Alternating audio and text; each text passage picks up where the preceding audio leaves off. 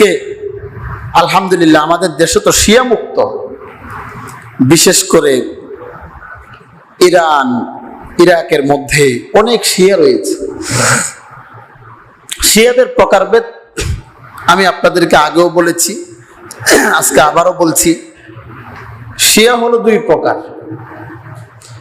এক ধরনের শিয়া হলো মুসলমান, আরেক ধরনের শিয়ারা মুসলমান না। কারা মুসলমান কারা মুসলমান না বুঝেন?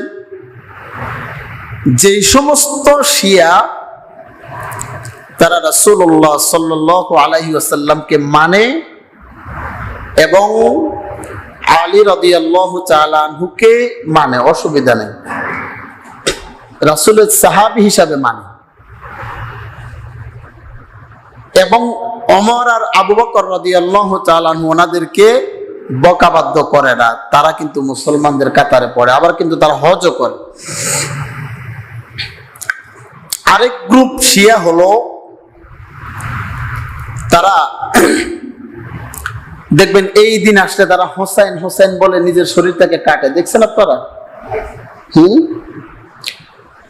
চট্টগ্রাম গেলে দেখবেন অনেক আছে। একটা গাড়ি ধরাবে, সেখানে অনেক লোক থাকবে, ট্রাকের উপরে করে পুরা শহরটা চক্কর দিবে, আর হাসান হোসেন হাসান হোসেন করে নিজের শরীর থেকে কাটবে। হারাম, জায়েজ না এগুলো। দেখবেন আবার এক ধরনের শিয়া আছে যারা আমাদের নবীকে মানে না, বরং তারা আলী রাদিয়াল্লাহু তাআলা আনহুকে মানে। তারা ওই সমস্ত শিয়ারা হলো কাফের পর্যায়ের, শিরিক করে। নবীকে যারা মানে না তারা তো শিরিক করে, হ্যাঁ, অস্বীকার করে, কাফের হয়ে যায়। ওই শিয়া যারা আছে তারা কখনো সুন্নি মুসলিম হতে পারে না, খাঁটি মুসলিম হতে পারে না। সেটা কেমনে বুঝবেন? কথার কথা, আপনারা তো আরবি বুঝেন না। আমাদের তাহিরি ভাইকে আপনারা চিনেন?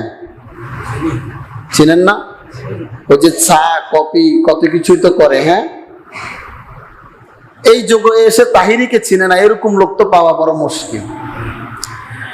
তাহিরের দেখবেন টুপির মধ্যে একটা আরবিতে নাম লেখা আছে, ইয়া আলী। কি লেখা? ইয়া আলী লেখা। কথার কথা মানা যেত, অনেক টুপির মধ্যে লেখা আছে আল্লাহু আকবার। ওই যে কাবা চত্বর আছে না, অনেকগুলো টুপির মধ্যে কাবা শরীফের একটা